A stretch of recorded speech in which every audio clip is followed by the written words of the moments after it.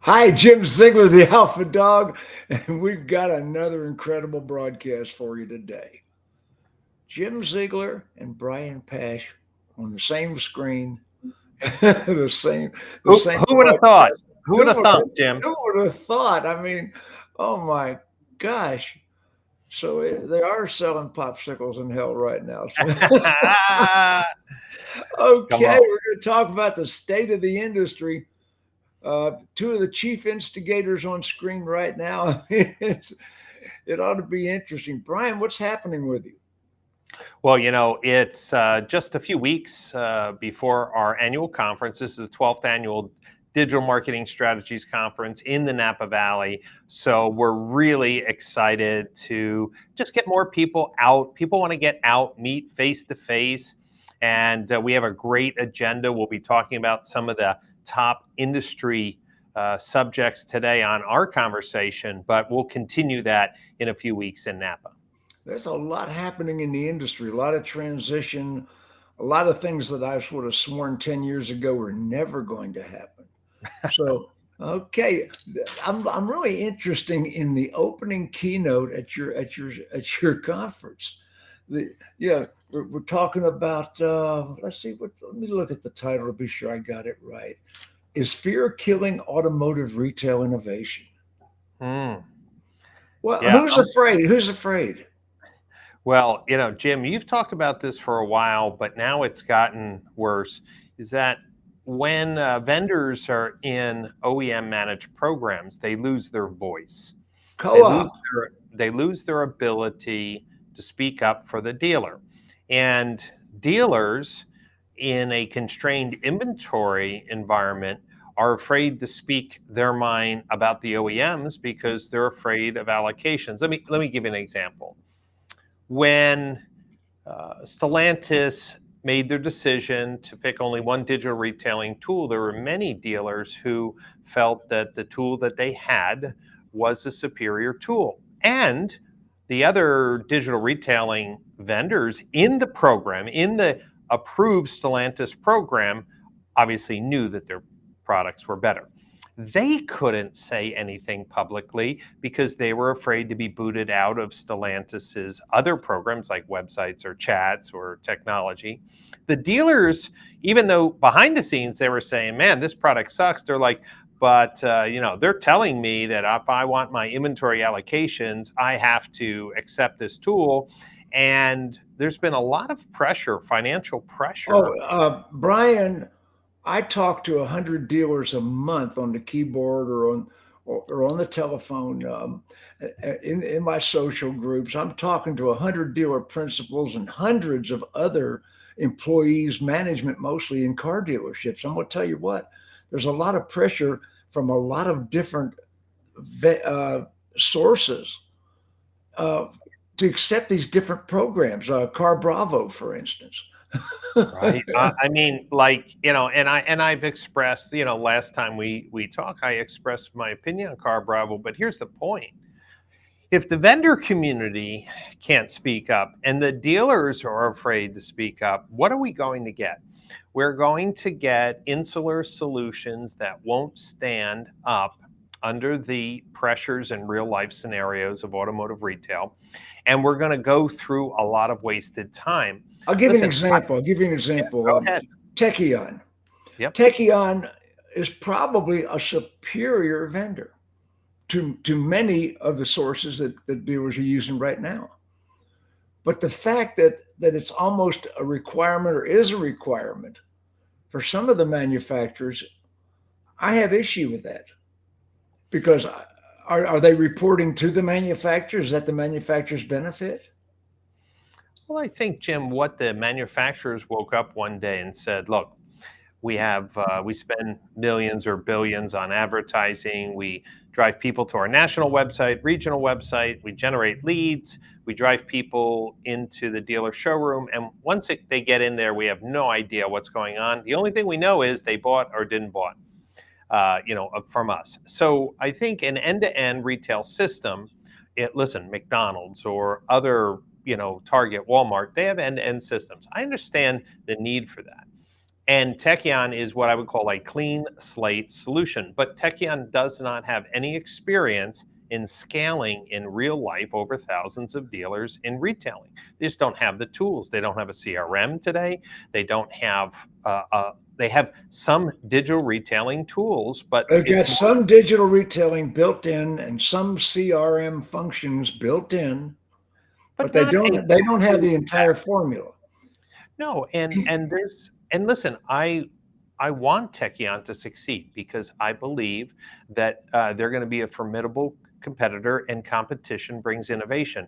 What I'm just wondering, why would anyone put all their eggs in one basket? We just saw, Jim, this week, Modal just collapsed. It was Honda invested 15 million, I was told, in Modal. They collapsed. Why put your whole digital retailing infrastructure in the hands of one company? Why not create what I had defined at NADA is a real-time data exchange where the Roadsters of the worlds, the Gubagoos of the worlds, the CarNows, the Cox Digital Retail, Prodigy, yeah, Prodigy, right? These companies, WebBuy, all could serve at the retail level in the store and roll up in real time the data to the manufacturer. That's what I believe is, a solution. And of course, Ariel mentioned GM, BMW, Nissan are investors in Tekion. Yes, and listen, there's not Tekion's booth, Jim, at NADA was probably the busiest booth of all. They have some really smart people, but I'm just surprised that GM makes an announcement and says all e-vehicles are going to run through the Tekion digital retailing platform, the DRP, with no discussion about how used cars are going to be handled, how F&I is going to be handled. Is the consumer going to be able to see what the dealer wants to add onto the car as far as F&I, or is this going to be completely taken away? So Jim, it's the Wild Wild West. And so the opening keynote is fear is preventing a discussion.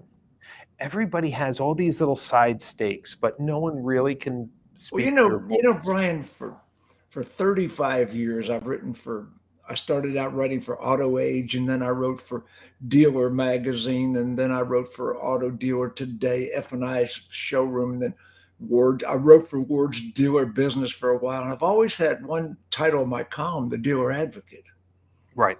Because I would say things to the manufacturers and to the vendors that other people could not say. For that fear factor didn't just happen last week.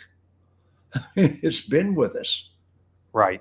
And now it's becoming, and this is the weird thing. Again, I'm not hearing voices. I'm not hearing NADA gathering steam here. But the NADA limped off the battlefield, bruised and wounded a long time ago. They're not in the fight. And another thing is they've got a big convention every year that they have revenue coming in from these manufacturers and revenue coming in from these big vendors. So there's another fear factor. Yeah, and so what's interesting for me is that in addition to this new mindset of fear stopping real dialogue, there's this other thought, which I believe is an artificial thought, that the EV customer is different than the regular customer. So when someone buys an EV Hummer or an EV Bronco or an EV whatever, all of a sudden they're a different shopper. They want to buy that car online and they don't want to deal with a normal local dealer in the way they've been. And I'm like, no, don't, there's a small group of people who like that Tesla model, and Tesla cars are very simple with very few options. But Brian, my next door neighbor, I live in a country club gated community. My next door neighbor has a Tesla and a Jeep. Right. Yeah. So all I'm saying is dealers heard GM say, hey, the electric vehicles will be done through the DRP, the Tekion digital retailing platform, with no discussion on all the things where dealers really make money. They don't make money on the car. They GM said one price, you will get a fixed commission based on that, no negotiation on price, which I'm fine with. I think that actually helps modern retailing, but none of the But other people. does it help when such a small amount that it's almost a pittance on what they could make if they had a free market? Well, and this is why we need to have discussions. So I want to open the conference with a challenge to the OEM community, the dealer community, the vendor community. Why couldn't we create a real-time data exchange? Now, there are two companies that have experience in this area. One is called Motive Retail. Have you ever run into them, Jim? Uh, Look at that. Yeah. Motive Retail is one. They are a specialized data interconnect company. They work with a number of OEMs today. I presented my solution for dealer choice in retailing software at the STAR Standard Committee at the NADA convention in Vegas. And in there was the CEO of Motive Retail, and they came up to me and said, "Hey, do you know about us?" I'm like, "No, I really don't." And since then, we've had some conversations. They are an independent specialist in creating APIs and data exchange between DMS and OEM. First I heard of them was when I researched that you and I were going to be speaking today. I hadn't heard of them. Yeah, so that's one company. And another company that's in so many OEM programs and has a full development team is Shift Digital. And Shift Digital has the relationships with 15 plus OEMs. They already manage the digital retailing programs. And Shift Digital could create this real-time data exchange that would allow dealer groups, like, for example, I consult with the Crown Automotive Group, Joe Lamphere and his team. They love the Roadster platform. They don't want to change, right?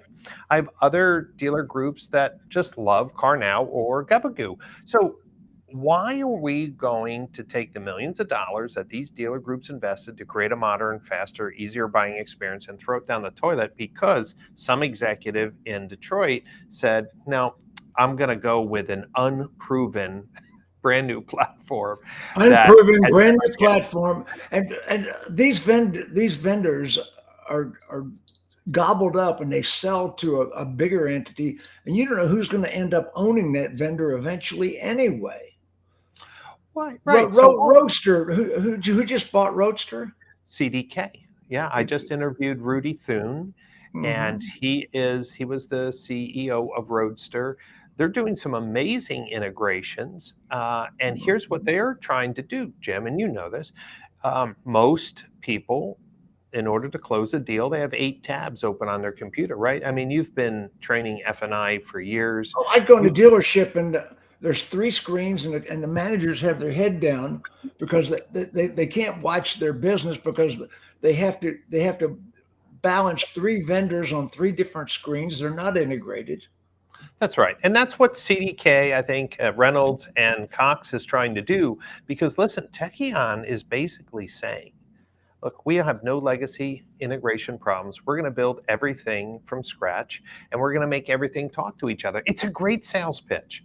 It just, Jim, you know, deals have hair on it. The first version of Techion CRM was a junk. And of course, why? Because it was built by tech people offshore and they don't understand the automotive industry.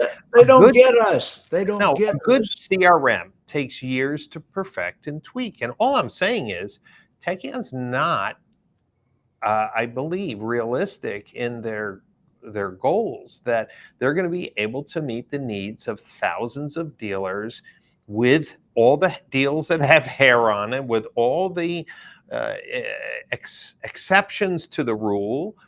Because listen, whether you've been in the industry 1 year or as many years, Jim, as you've been, you know that things never work out of the box the way they're intended. And Look at so, Dealer Socket. Dealer Socket owned the world at one time. One time it was eLead, Dealer Socket, and that was it.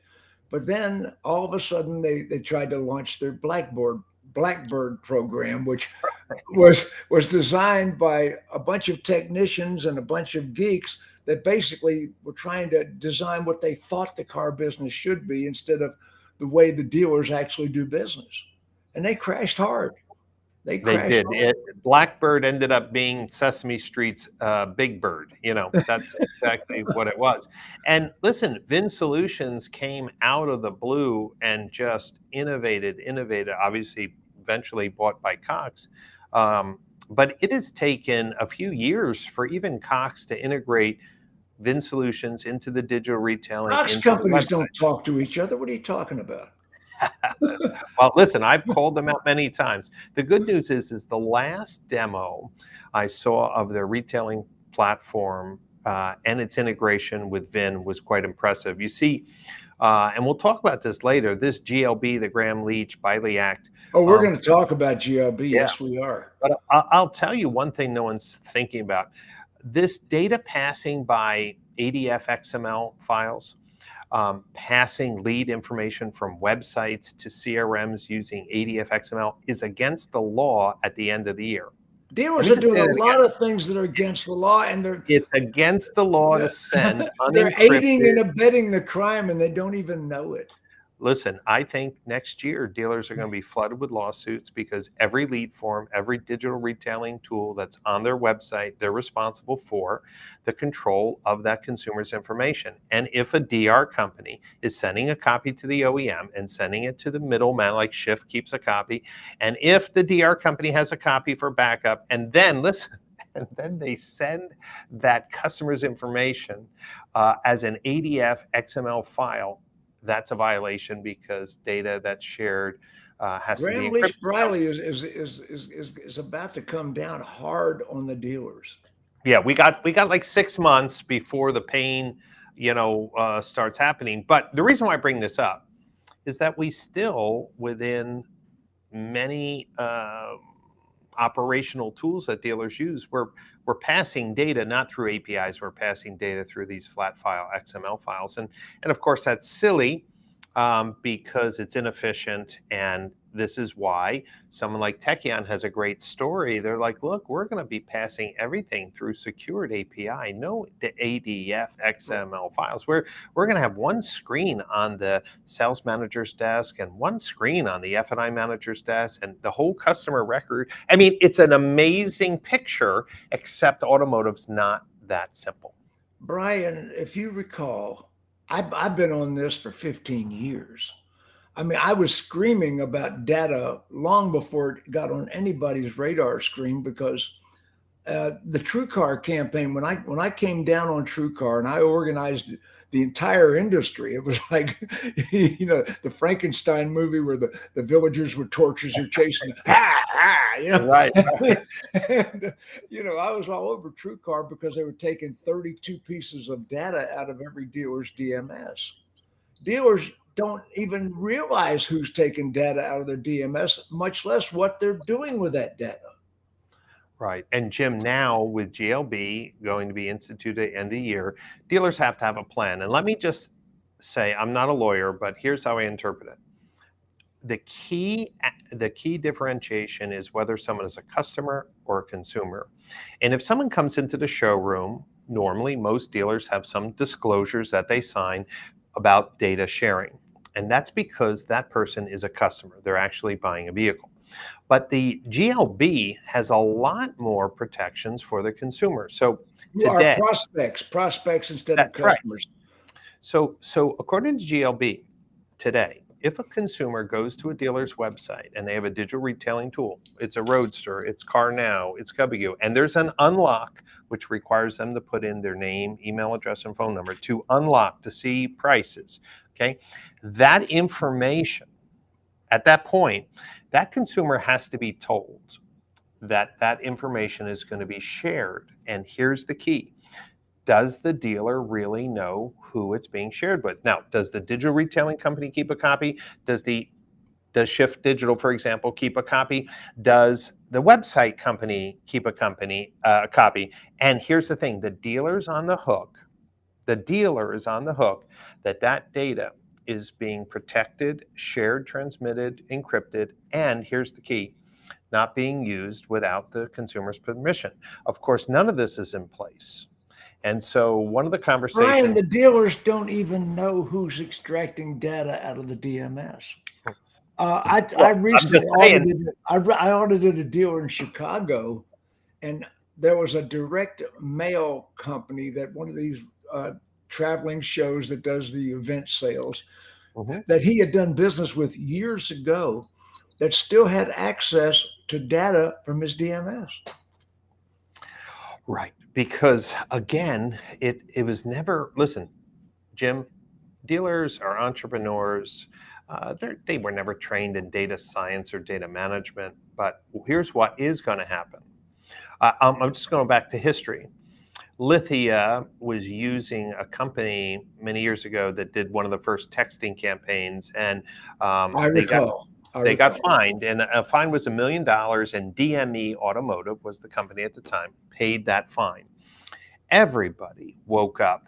What's going to happen in Q1 of next year is there are going to be a series of lawsuits on GLB, and the dealers are going to be the target of the lawsuits.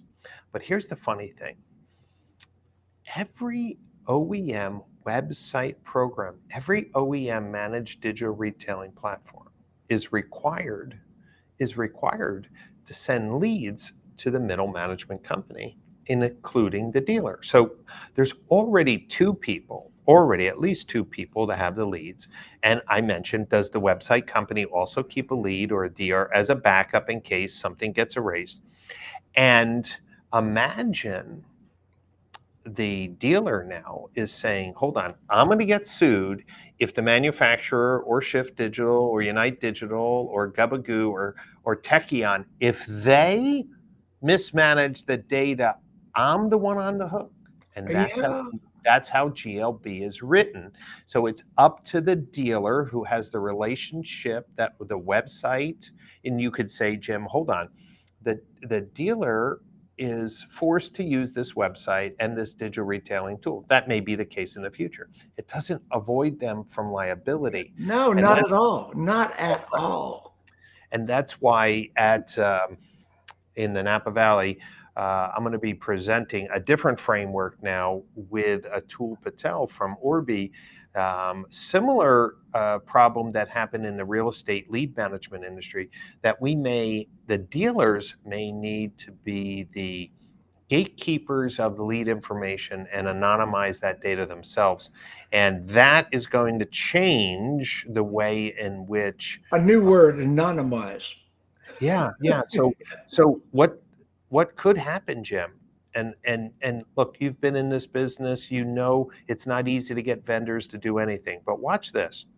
Let's just say a dealer's website, it's Dealer Inspire. They have website forms, and they're using Roadster. Okay, Roadster has their own forms. Most of the websites have some type of forms. That information at that level, when it's captured, is consumer information, not customer information. So what the model is what if the dealer, when the consumer comes to the website, says, hey, we have lots of tools, we'd like you to register, and they say, okay, it's Brian Pasch, and email and phone.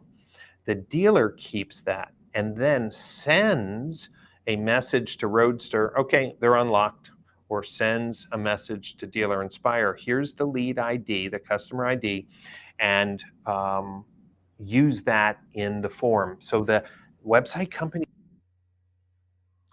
You lost your volume, Brian. Sorry, I hit my keyboard.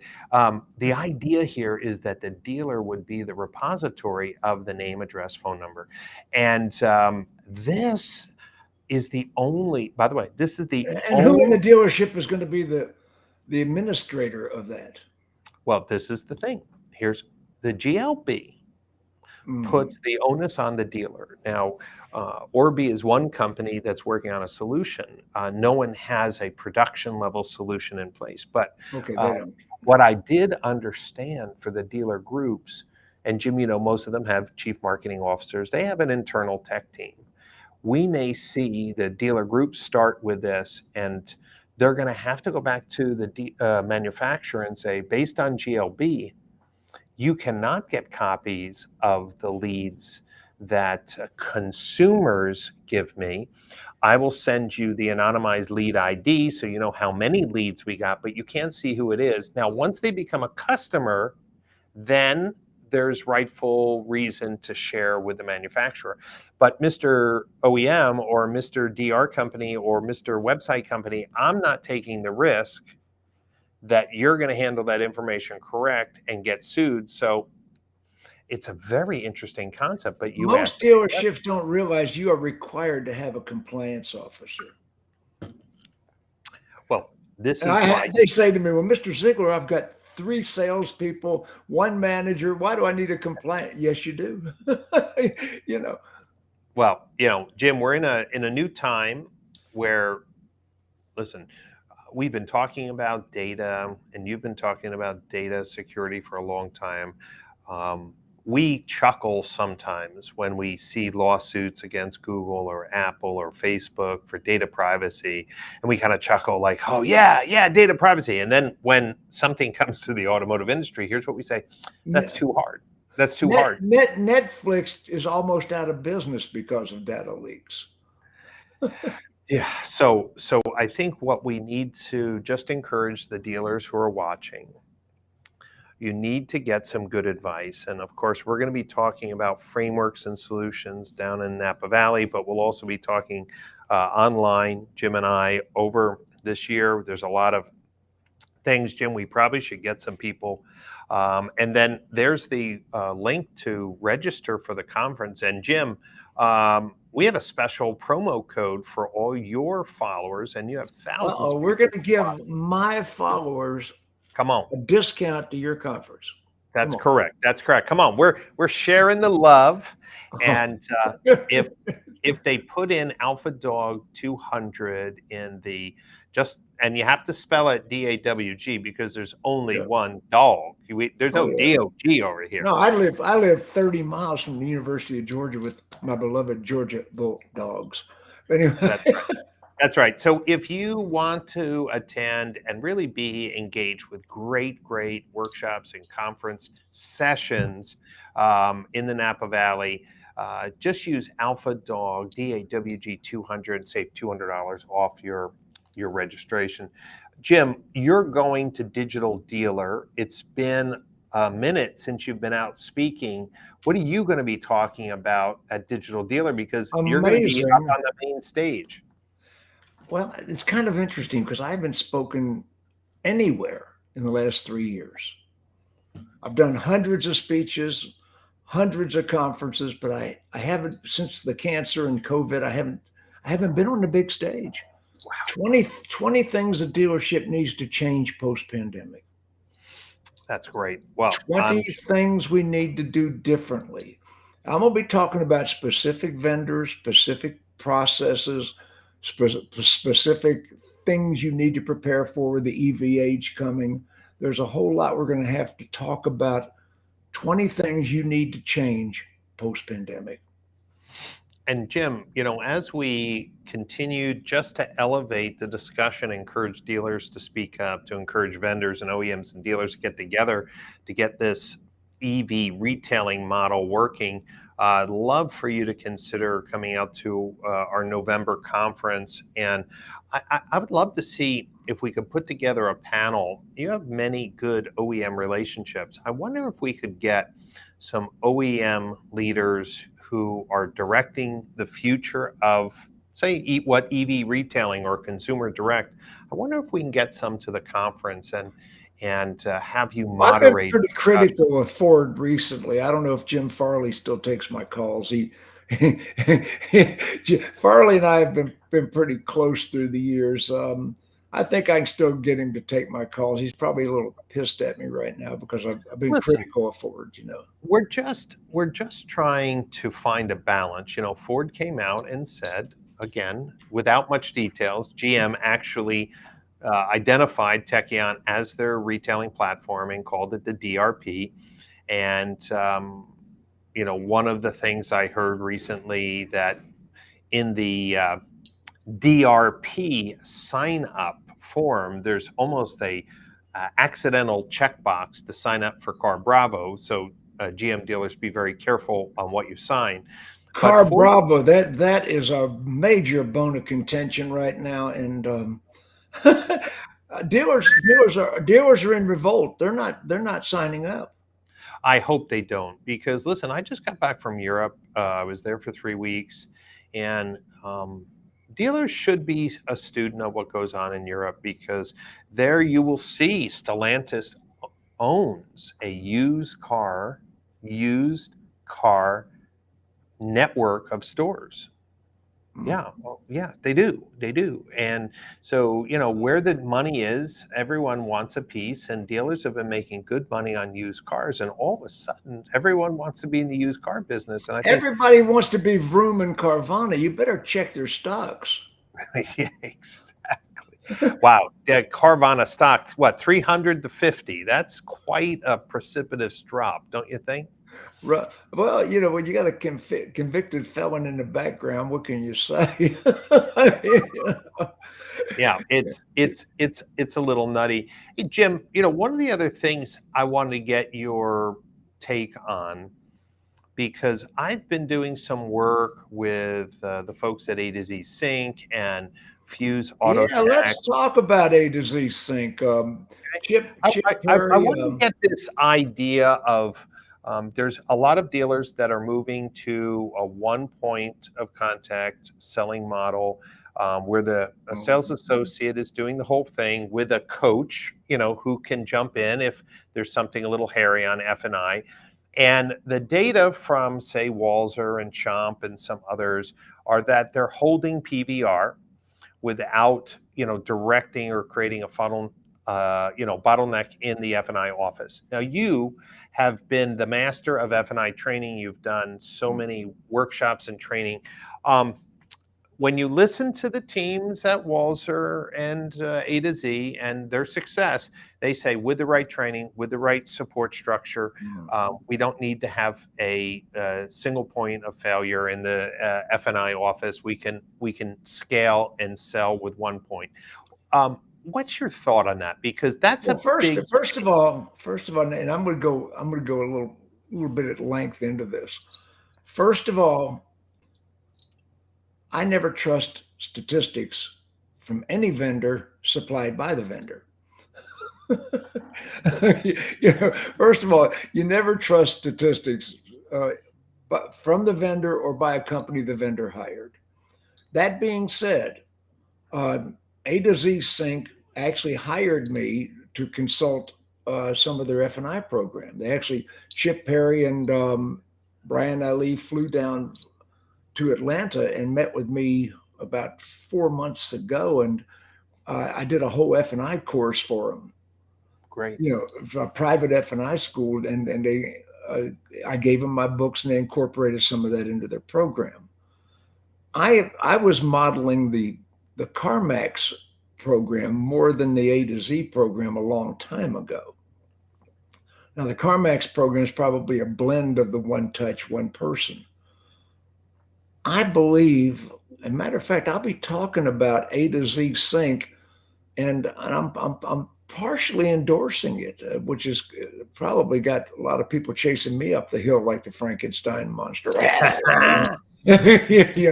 So yeah, and Walzer and Chomp and A to Z Sync have pretty well converted me a little bit. Brian Benstock has converted me a little bit. Yeah, he's using the A to Z Sync platform. Yeah, he is. Admittedly, it's experimental, Sure. and I don't believe the numbers are going to be always as good as they say they are. I think there's a little, a little smoke there. But anyway, I will say that the pain of switching over will be immense. The Yeah. pain of transforming to an A to Z platform, not every dealer is prepared to do that. No, because it's a change in mindset. It's a change in leadership. I was on a live stream last night, and I was sharing my opinion that, listen, dealers are experiencing record profits, and why the sun is shining. Let's just say they have 3 or 4 stores, Jim. My suggestion was, pick a store to move to a single point of contact model. Use that as the test bed, the experience, and really lean in. Because what I've seen, like, I think the Champ Honda is one of the coolest showrooms I've ever been to from a consumer standpoint. When you get the experience down, when you see that the employees like it better, the consumers like it better, and it's scalable, then you move it out to other stores. But I'm not advising a 10-store group to cut over, 10 stores No, to no, you got to remember Penske tried it 7 or 8 years ago, and it failed miserably. They went back to traditional. Yeah. I'm See, and they gave it the college try. They threw a lot of money at it. So what you have to understand about the A to Z, I'm a little concerned about the F&I portion of the program. F&I is the one part of the formula. The F&I manager is the policeman of the dealership. They are the one that have to say no when everybody else will say, let's go with it. They are the one that has to be the legal compliance in the sale, the person that looks out for that. And I've Yeah, got a link and to Sonic. Yeah, Sonic has been doing it for a long time. Yeah, well, yeah, and I'm sure it was a great buying experience. And sometimes the best buying experiences are not as profitable. and I think, Jim, what some people who are trying to just blindly defend the traditional model because they don't want to change, and I think we all should be rethinking what retail looks like. When we talk about single point, it doesn't mean that we don't have like a team Oh, there manager. are managers in the background, and that's what That's right. converted me. That's what And converted me. so if there's some problem going on in the F&I portion, there's somebody there jumping in and collaborating and helping. What it does do, Jim, though, is start to build the mental mindset, the skills of scale. And when you have a workforce that feels over time that they're really helping a consumer, they're doing the whole thing, Yeah. they're really being part of fixing a mobility problem a consumer has, it's very satisfying. And this is what I believe, and I was expressing last night the same thing, is that I believe dealers need to take a store and try it, because I believe this is what the OEMs have in mind anyway. And you know that when the OEM wants behavior changed, they either add money or take away money. And I want dealers to be prepared in advance. Brian, I had it in writing 15 years ago, very similar to the CarMax experience, where a sales representative walks the customer through the selection process, the demonstration process, all of that, and then they introduce that person, the customer, the prospect, to a manager who does the entire transaction in front of a computer in one sitting. Never gets out of the chair, never TOs them to another manager, doesn't do any of that. So that was what I have advocated for years, which is a form. I'm still concerned about the F&I, of course. Yeah. F&I is a lot of dealers make no money on cars. They make all their money in service and F&I. Well, Jim, that's why, and let's just go back to a previous conversation. When Ford and GM announced that the e-vehicles were going to go through a national portal and the dealers will become basically a delivery center, the cars are going to be sold at MSRP and they will get a fixed commission. There was no details on who controls which F&I products are presented to the consumer. Imagine that. And there was no information on how the trade was going to be handled. And I think that it's somewhat irresponsible for the dealers to be, let me just say, not up in arms. It's like, hey, guys, for you to go to the public markets, in which they've done, the public markets, and saying, this is how we're going to make it easy to buy electric vehicles just like Tesla, when their whole franchise model is completely different, dependent on a different revenue stream. I just think it's irresponsible. I was watching, Jim, and you probably cringe as much as I do. I was watching CNBC, and I watch CNBC every day. If I watch CNBC, I cringe anyway. So I was watching an interview about Ford, and this is what the commentator said. Ford and GM will never be as successful as Tesla because they have the overhang of their franchise dealers. What you're basically saying is the baggage of their franchise dealers. Now, you and I see it completely different. The franchise dealers are one of the most active members of the business community. They employ people, they provide solutions for. Brian, I still believe that Ford is aggressively moving toward doing away with their dealers. Well, listen, but here's what I'm saying. Why would a commentator say that unless behind the scenes the executives of these large manufacturers are saying Said that in privacy.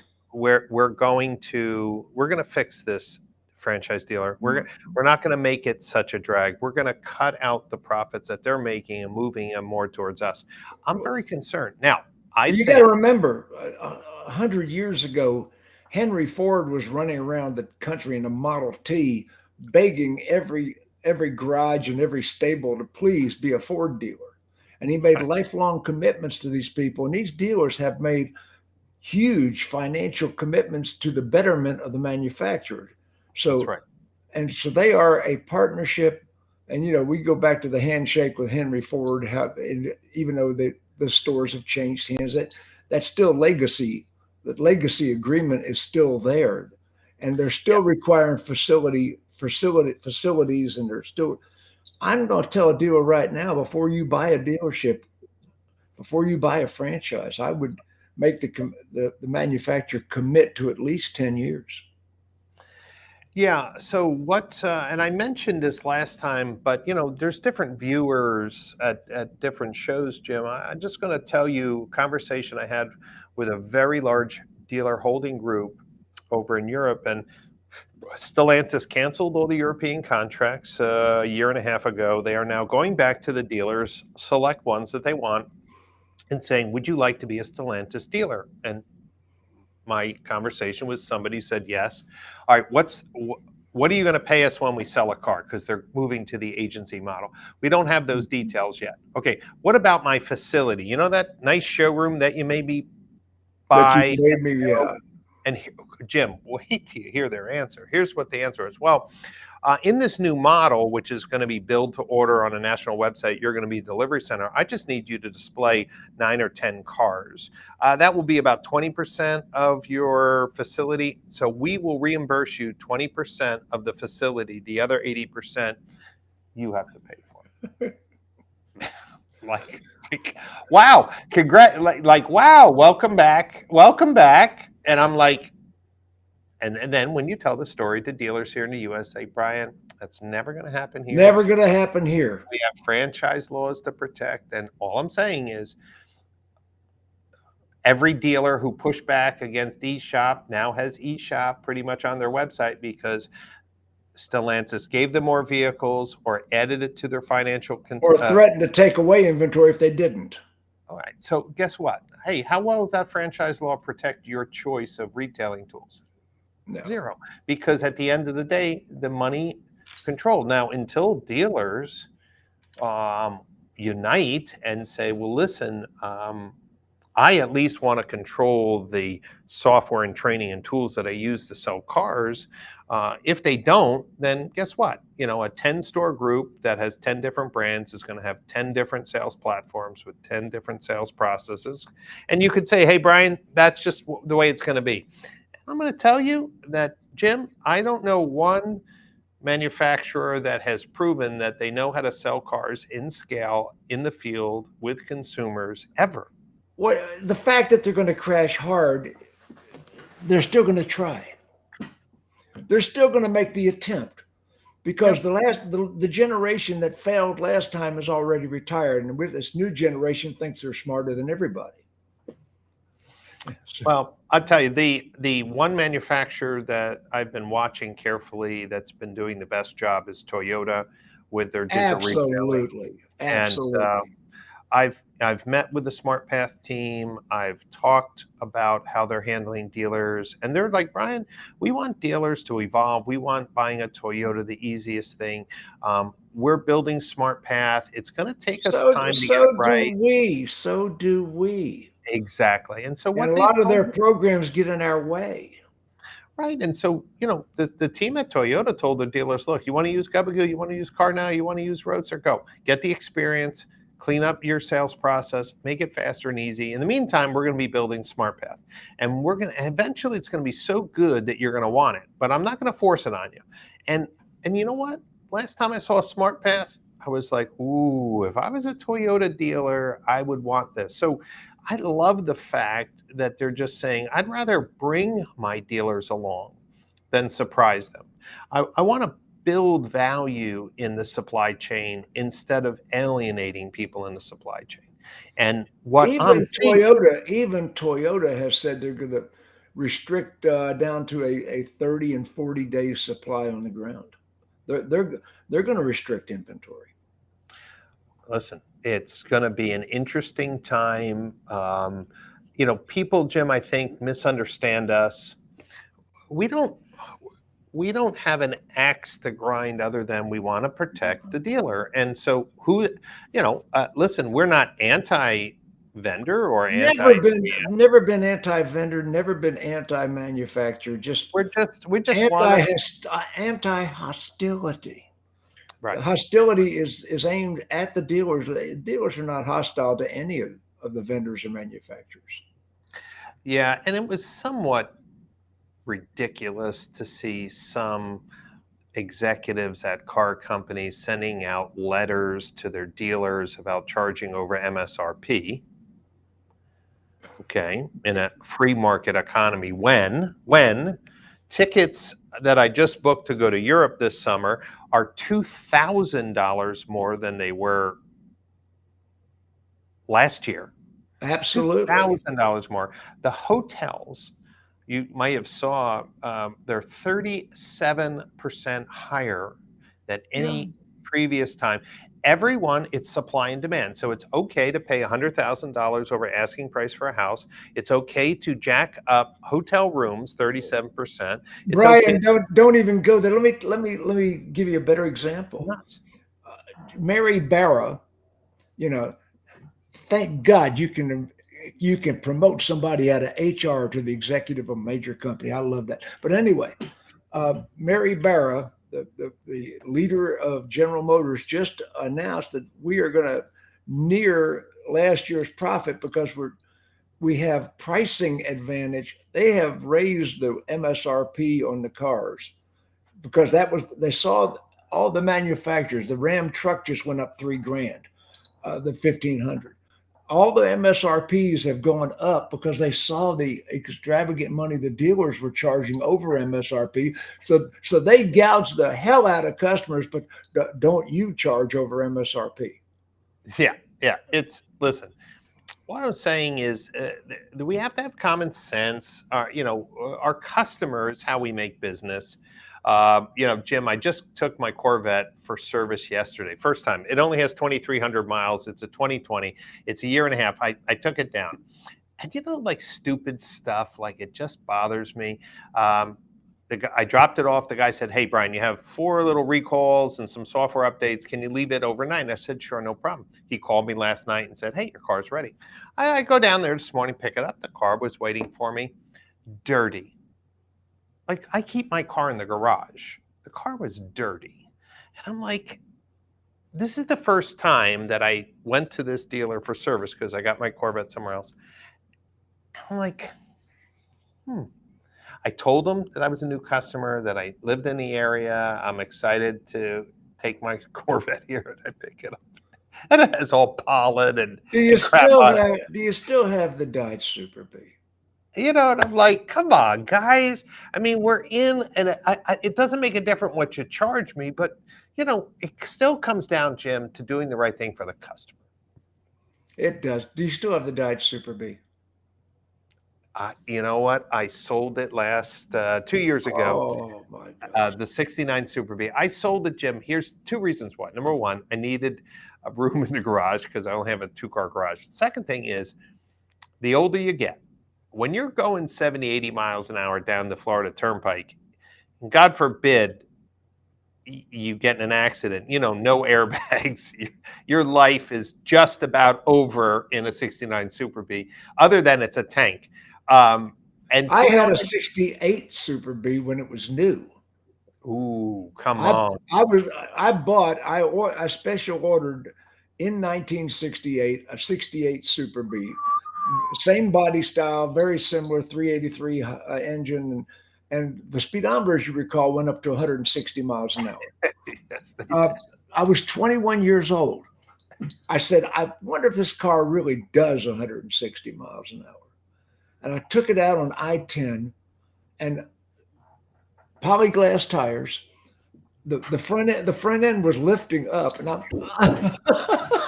was trying to it was trying to get airborne, and I actually sunk that 160-mile-an-hour speedometer on the Dodge Super B. Man, My and my favorite. that engine was so loud too. And at 160, that thing must have been screaming. Yeah, no, the cars. Polyglass tires. Yeah. I look back and say, what was I? And I swear to you, Brian, the car was trying to take off like an airplane. It was Oh doing no, this. I'm sure it was. I just went down to the Mecum auction in Orlando a month or two ago, and they had a Dodge Daytona convertible with 440 six pack, the whole thing, and $1 million original. $1 million. One. I paid $3,200 drive out for that Super B. that was the going deal, and I had the Yeah. same situation with the two-car garage. I had brand new luxury cars in two cars, and I had my '67 GTO out in the weather, so I sold the GTO. Boy, that's a beautiful car. That different days. We got to next time we do the broadcast, we got to dig a little deeper into red flags rules. Red flags rules is the no, you talk about Graham Leach Briley.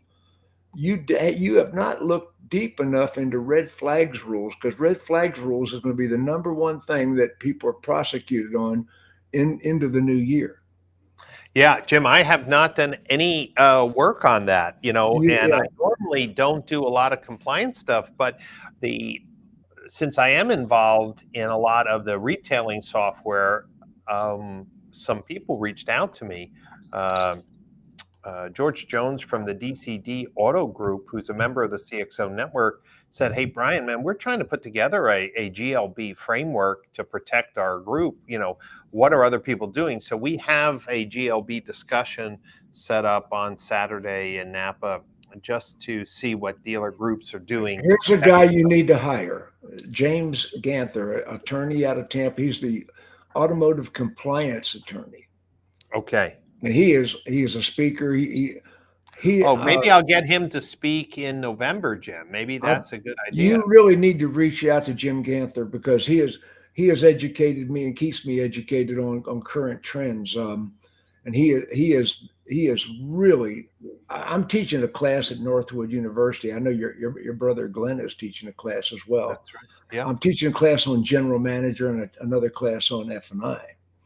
And the class I'm teaching at Northwood University, I've had Jim Ganther twice in my F&I class and my general manager class talking about legal compliance. And Ganther says the number one prosecution of dealers going into the next decade is going to be red flags violations, and dealers are not ready for it. You personally need to get educated with it. Yeah, I'm gonna have to get up to speed. So, Jim, on the side, if you would maybe send me Jim Ganther's email address, I'd like to talk with him and see if he'd be willing to address the conference in November. And I really want you to think about, can we get a good OEM discussion in November together? I know that the team at Toyota is very vocal about doing what's right for the dealer. I think SET is right in Florida. I bet we can maybe get some leadership from Toyota to represent. I wonder if we can get some other OEM leaders who are focused on the retailing piece, the software piece. Maybe we can get them Well, together. like I say, I admire Jim Farley. I think the world of him. I've been very critical of Ford lately, and in some of my articles and some of my broadcasts. I don't know if Jim's still speaking to me. I gotta. Well, we got to find out. Come on. We got to find out because he's been a great friend. I've known him from his Toyota days, and yeah, interesting. We'll see. And General Motors, Ed Pieper is a pretty good friend of mine. So yeah, it'd be great to since people listen to our opinions and our encouragement to the dealer community. It'd be good to have them participate in these discussions. And I want to remind everyone who's watching live or in replay, I have a LinkedIn newsletter that if you just go to my LinkedIn profile, just scroll down, and it's called Modern Retailing. And make sure you subscribe to that, because I'm about twice a month, I'm putting out some articles on that. And then Jim, again, anybody who'd like to come out to the Napa Valley to really get the latest in retail strategy and sales process for a digital age, come out to Digital Marketing Strategies, and there's the code, just like that. Alpha Dawg 200 saves you $200 off tickets. It's not printed anywhere else, so if you're watching, you get access, and I'd love for you to come out and join the conference. Jim, we're getting close to our hour. Yeah, we're getting close to our hour. I think it's been a productive hour. Sure. Went fast. Yeah. So we need to definitely put together a couple topics that this audience would like to see us talk about. So I'm going to start polling the audience now that this is our second show, and yeah, you and are I you wanted enjoying this conversation? What other topics would you like us to bring to the forefront? That's the key, right, Jim? We want to be serving the needs of the people that are here. Well, the thing about it is very few people watch this live broadcast. We will get thousands of replays. My site, ZieglerOnDemand.com, and it's free. ZieglerOnDemand.com. All of these broadcasts will be there, including my dog pound shows and all my training, my F&I school. Everything's there. And Ziegler on Demand, we had 87,000 hits last month, views. And that's awesome, Jim. Yeah, we've had over 100,000 views in a 30-day. It gives me a 30-day running window. Window. So 87,000, I think, is my last 30 days. I've had over 100,000 views on ZieglerOnDemand.com. F&I training, sales manager training, salesperson training, old school and new school. And you're talking about A to Z Sync. I'm going to be talking about A to Z Sync at Digital Dealer next week. Great. I'm speaking May 9th, 2 p.m. is my speech. And I didn't want an early morning speech because some people will still be arriving. So I got a 2 p.m. slot on the big stage. Well, that's a good slot. It's a great slot. So yeah, and read my article in Digital Dealer magazine. I'm a regular columnist monthly in Digital Dealer. So stay in touch with what I'm doing, and completely sponsor driven. Brian, a lot of my competitors in the training business are charging per rooftop for online video training. So I just said, we're not going to charge for rooftop. I'm going to charge the sponsors. So the sponsors are carrying the platform. Wow, that's really smart, Jim. And the dealers love that. And listen, you have such a good following that the sponsors love the exposure. It's worked out. It's worked out well for the sponsors. And by the way, call me for a sponsorship. Yeah. Anyway, Brian, we're down to the last 1 minute.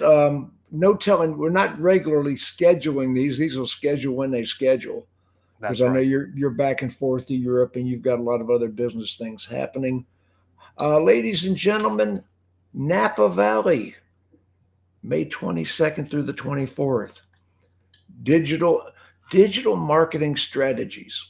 There's .org, O-R-G, digitalmarketingstrategies.org. And if you go to that site and you put in Alpha Dog 200 into code, you get a $200 discount. Come on. Brian, Let's thank make you. some Wave goodbye. Thank you, Jim. Thanks, everyone, for watching live and on